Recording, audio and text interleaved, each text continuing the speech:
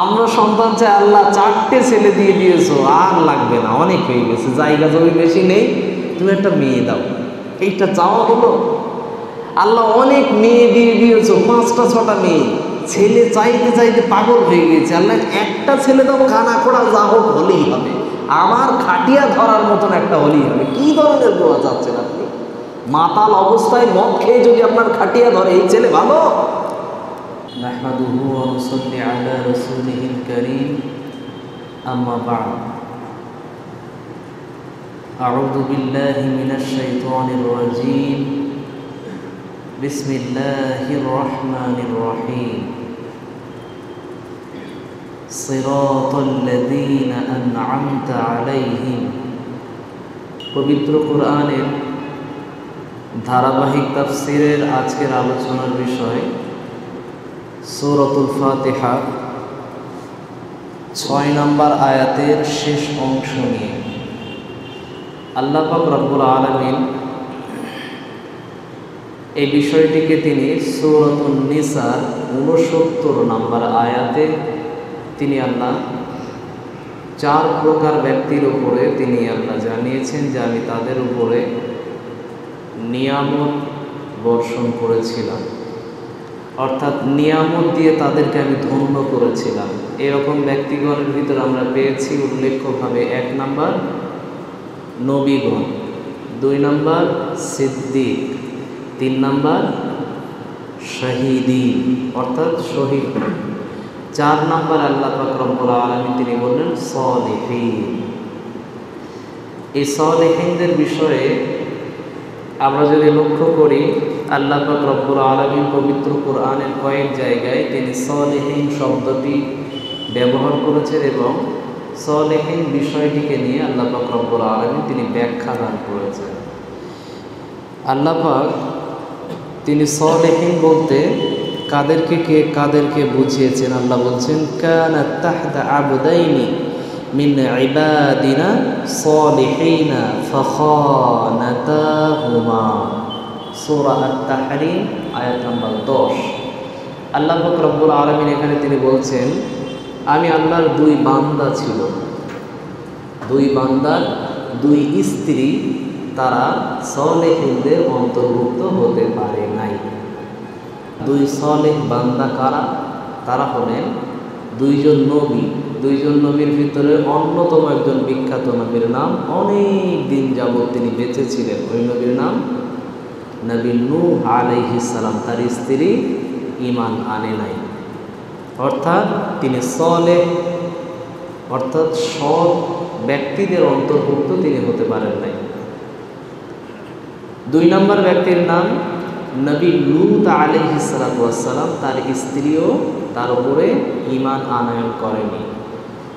এই যে 2টা নবীর কথা আল্লাহ উল্লেখ করেছেন কেন? এর ভিতরে কিছু একটা রহস্য আছে। বেশিরভাগই নবীদের কথা আল্লাহ কিন্তু এখানে তুলে আনেন নাই, আল্লাহ 2টো নবীর কথা স্পেশাল করে তিনি উল্লেখ করেছেন। যদি এটা যুগের সঙ্গে যদি একটা আমরা মেলাতে চাই, তাহলে বেশিরভাগ নবীদের স্ত্রীরা সকলেই নবীদের অনুগত ছিল, অর্থাৎ স্বামীর অনুগত ছিল।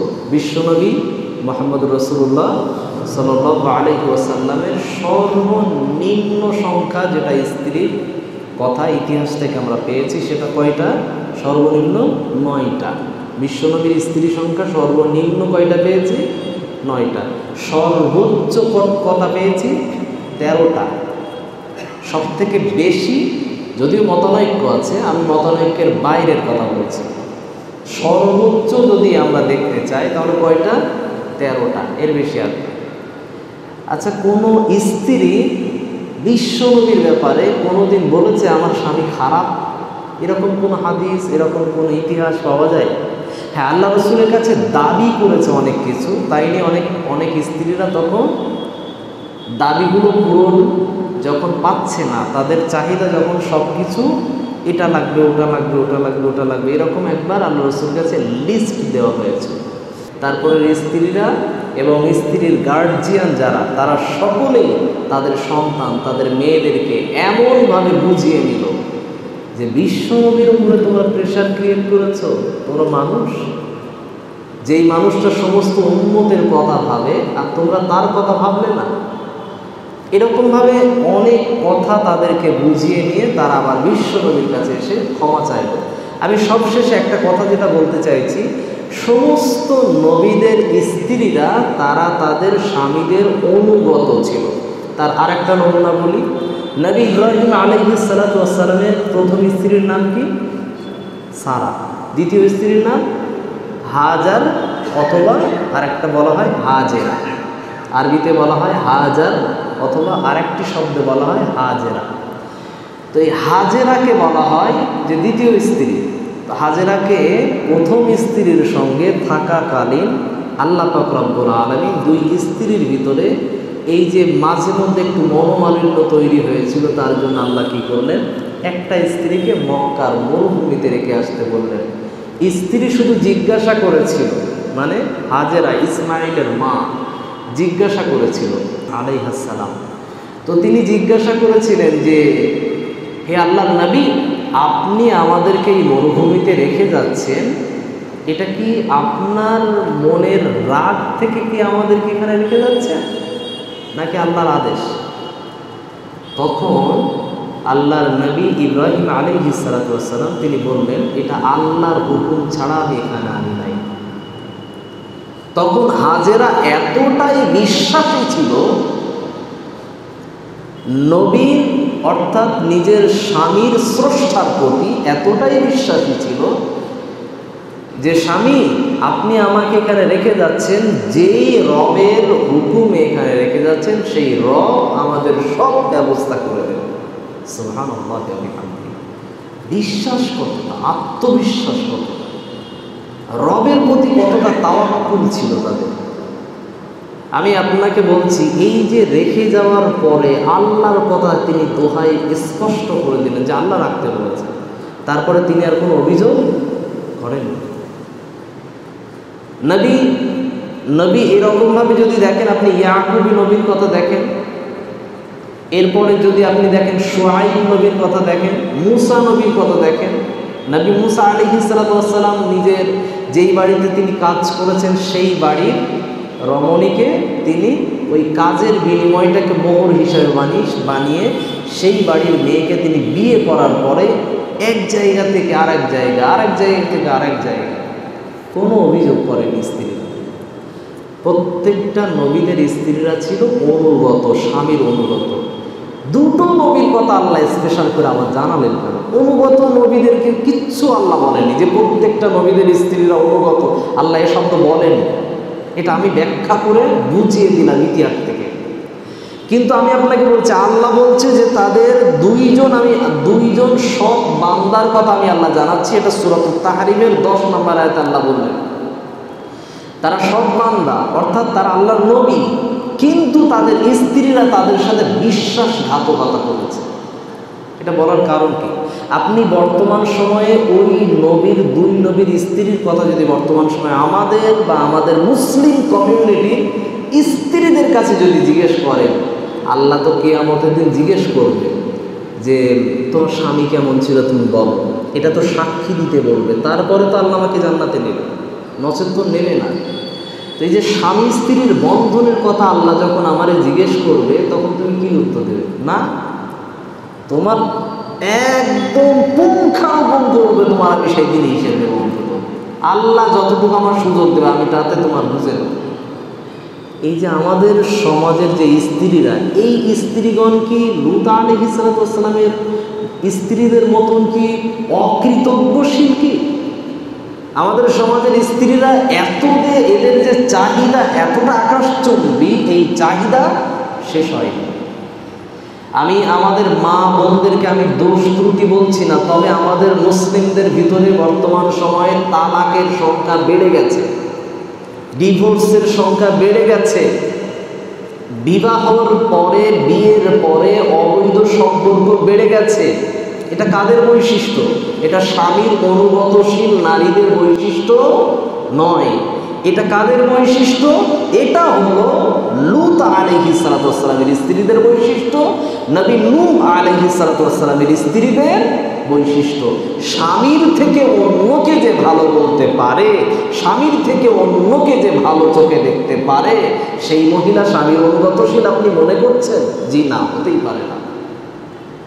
আল্লাহ এখানে স্পষ্ট করার কারণ হলো এরা হলো স্বামীর সঙ্গে বিশ্বাসঘাতককারী, অতএব এদেরকে আল্লাহ ছেড়ে দেবেন না। এবং নবী নূহ আলাইহিস সালাতু ওয়াস সালামের স্ত্রীকে আল্লাহ সামনাসামনি দেখিয়েছিলেন আযাব দিয়ে। লূত আলাইহিস সালাতু ওয়াস সালামের স্ত্রীকেও আল্লাহ আযাব দিয়ে সামনাসামনি দেখিয়েছিলেন।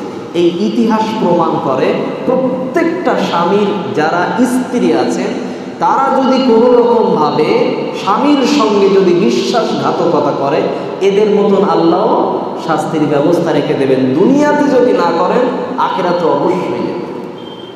আল্লাহ আমাদের সকলের স্ত্রীদেরকে খাদিজা এবং অন্যান্য নবীদের, নবী ইব্রাহিম আলাইহিস সালাতু ওয়াস সালামের স্ত্রীদের মতো ধৈর্যশীলা বানিয়ে দেন, পড়ি আমিন। আল্লাহ পাক রব্বুল আলামিন তিনি বললেন যে সলিহিন, এই যে সলিহিন শব্দের আমি ব্যাখ্যা করছিলাম, তাহলে সলিহ কারা? নবী লূত আলাইহিস সালাতু ওয়াস সালাম, তিনি হলেন সলিহ, তিনি হলেন সৎ ব্যক্তি। নবী নূহ আলাইহিস সালাতু ওয়াস সালাম, তিনি হলেন সৎ। শুধু এনারা নয়, প্রতিটা নবী, যেটাকে বলা হয় 1,24,000 বা মতান্তরে বলা হয় 2,24,000 নবী যদি পৃথিবীতে এসে থাকে, প্রতিটা নবী সৎ, প্রতিটা নবী ভালো। এই সৎ শব্দের সংজ্ঞা দিতে গিয়ে তাফসিরে আইনিতে এবং তাফসিরে ইবনে কাসিরের ভিতরে জানানো হয়েছে এটার সংজ্ঞা কি, আমি বুঝবো কি করে যে সৎ ব্যক্তিকে, এটাকে বোঝার জন্য বলা হয়েছে যারা আল্লাহর নির্দেশ মতো সব কাজ করে। আল্লাহর যা কিছু নির্দেশ, রাসূলুল্লাহর যা নির্দেশ, তার সবগুলোই পালন করে, এদেরকে বলা হয় সৎ। সূরাতুল হাশরের 7 নম্বর আয়াতে আল্লাহ বলছেন, ওয়ামা আতাকুমুর রাসূলু ফাখুযুহু ওয়ামা নাহাকুম আনহু ফান্তাহু। তোমাদের নবী তোমাদেরকে যেটা দেয় সেটা গ্রহণ করো, অর্থাৎ মেনে চলো। তোমাদের নবী তোমাদেরকে যেটা থেকে বিরত রাখে, নিষেধ করে, সেটা থেকে বিরত হয়ে যাও, সেটাকে জীবন থেকে বর্জন করে নাও। আমি আপনাকে বোঝাতে চাচ্ছি সলিহিন শব্দের অর্থ যেটা, সেটার ভিতরে যদি আপনি লক্ষ্য করেন তাহলে নবীরা সৎ, সিদ্দিকিন যারা তারাও এই সলিহিন ব্যক্তি, তারাও সৎ ব্যক্তি, শহীদ যারা হয়েছেন তারাও এই সলেহ সৎ ব্যক্তি। এরপরে সলেহ শব্দের অর্থের ভিতরে তাহলে পিছনের 3টের ব্যাখ্যা সব এই শব্দের ভিতরেই আছে। তার মানে এই শব্দটা অনেক ব্যাপক বড় শব্দ। শব্দটা শুনতে ছোট্ট লাগতে পারে, কিন্তু এর অর্থ অনেক বড়, তত্ত্ববহুল। আল্লাহ পাক রব্বুল আলামিন তিনি বলছেন, এটার সলিহিন শব্দটা তিনি ব্যবহার করেছেন সূরাতুল ইউসুফের 101 নম্বর আয়াতে, সূরাতুল নামলের 19 নম্বর আয়াতে এবং সূরাতুল আম্বিয়ার 72 নম্বর আয়াতে সলিহিন শব্দ আল্লাহ ব্যবহার করেছেন। এমনকি নবী ইব্রাহিম আলাইহিস সালাতু ওয়াস সালাম তিনি আল্লাহর কাছে দোয়া করেছিলেন কি, রব্বি হাবলি মিনাস সলিহিন, আল্লাহ তুমি আমাকে একটা সৎ সন্তান দান করো। আর আমরা সন্তান চাই কি, আমরা সন্তান চাই আল্লাহ 4টে ছেলে দিয়ে দিয়েছো, আর লাগবে না, অনেক হয়ে গেছে, জায়গা জমি বেশি নেই, তুমি একটা মেয়ে দাও, এইটা চাওয়া হলো? আল্লাহ অনেক মেয়ে দিয়ে দিয়েছো, 5টা 6টা মেয়ে, ছেলে চাইতে চাইতে পাগল হয়ে গেছে, আল্লাহ একটা ছেলে দাও, কানা খোড়া যা হোক হলেই হবে, আমার খাটিয়া ধরার মতন একটা হলেই হবে। কি ধরনের দোয়া চাচ্ছেন আপনি? মাতাল অবস্থায় মদ খেয়ে যদি আপনার খাটিয়া ধরে, এই ছেলে ভালো? বিড়ি খেতে খেতে এসে বিড়ির গাল থেকে এখনো গন্ধ যায়নি, এই ছেলে ভালো? ইস, দোয়া কি দোয়া চাইছেন? জি না, এ দোয়া হয়নি। দোয়া শিখতে হবে নবী ইব্রাহিমের কাছ থেকে।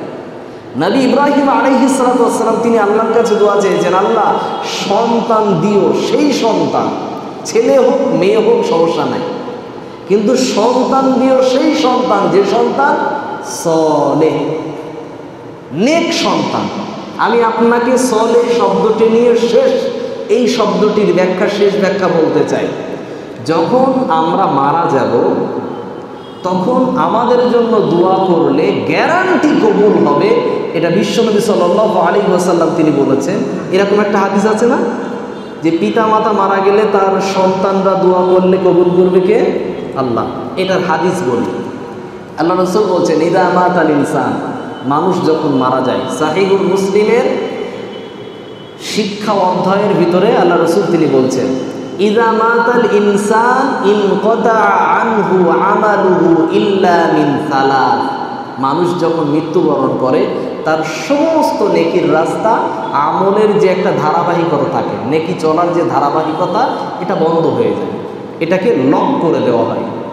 এই লকের ভিতর থেকেও 3টি নেকি মাত্র চলতে থাকে, 3টি নেকি যাওয়ার রাস্তা থাকে, বাকি আর কোনো রাস্তা থাকে না। এক, সে কি করবে? আও সাদাকাতিন জারিয়া, একটা হলো সাদকায়ে জারিয়া, তারপরে হলো আও ইলমিন ইউনতাফাউ বি, এমন কিছু জ্ঞান যেই জ্ঞান দিয়ে নিজে উপকার পায় এবং ওই জ্ঞানটাকে অপরকে শিখিয়ে দিয়ে সমাজও উপকৃত হয়, এরকম জ্ঞান কাউকে শিখিয়ে দেয়। 3 নম্বরে কি? আও ওয়ালাদিন সলিহিন ইয়াদউ লা, এই যে সলিহ শব্দ, আমি আপনাকে বোঝাতে যাচ্ছি, আপনি আল্লাহর কাছে চাইছেন আল্লাহ কানা কোড়া খুঁজো, মাতার মতকর দাতার যাও একটা ছেলে দাও, আপনি আল্লাহর কাছে চেয়েছেন, কিন্তু আল্লাহ বলছেন এই সন্তান তো দোয়া করলে আমি কবুল করব না। আল্লাহ বলছেন সলেহ সন্তান যদি আমার কাছে দোয়া করে তবে কবুল করব। আমরা বলছি না কানা কোড়া সন্তান, কানা কোড়া সলেহ বিষয় না, কানাও হতে পারে সলে, খোড়াও হতে পারে সলে, কুজোও হতে পারে সলে, আবার মাতালও তওবা করে সলে হয়ে যেতে পারে, কিন্তু সলে থাকা অবস্থায় দোয়া করতে হবে, নচেত ওই দোয়া আল্লাহ কবুল করবেন। এটা আমি বলিনি, বিশ্বনবীর হাদিস বলছে, আমি শুধু হাদিসের অনুবাদ করেছি, মনে যদি ব্যথা লাগে কিচ্ছু বলার নেই। আও ওয়ালাদিন সলিহিন ইয়াদউ লা, আও ওয়ালাদিন শব্দের অর্থ হলো সন্তান, সলিহিন মানে নেক, তাহলে নেক সন্তান। ইয়াদউ যদি চাই, যদি মানে প্রার্থনা যদি করে, ইয়াদউ লাহু, ওই দোয়াটাকে আমি আল্লাহ কবুল করি। শব্দ বাই শব্দ অর্থ করে দিয়েছি, খেয়াল রাখবেন মুসলমান, আমরা যদি সন্তান চাই আল্লাহর কাছে, তাহলে সন্তান চাইতে হবে সৎ সন্তান। সলেহ মানে সৎ, সৎ সৎ ভালো সন্তান। আমরা যেন প্রত্যেকেই নেককার সন্তান হতে পারি, আমরা যেন প্রত্যেকেই আল্লাহর নেককার বান্দা হতে পারি, তাহলেই আল্লাহ আমাদের জন্য কবুল করবেন। সিরাতাল্লাযীনা আনআমতা আলাইহিম, আল্লাহ আমাদেরকে ওই পথে তুমি ধাবিত করো, ওই পথে আমাদেরকে পরিচালিত করো যেই পথে তোমার নবীরা গিয়েছে, সিদ্দিকিনরা গিয়েছে, সলিহিনরা গিয়েছে, শহীদিনরা গিয়েছে, যারা শহীদ, যারা সিদ্দিক, যারা সলেহ, সৎ নেককার বান্দারা গিয়েছে। আল্লাহ ওই পথের নিয়ামক প্রাপ্ত বান্দা আমাদেরকে বানিয়ে দাও। পড়ি আমিন।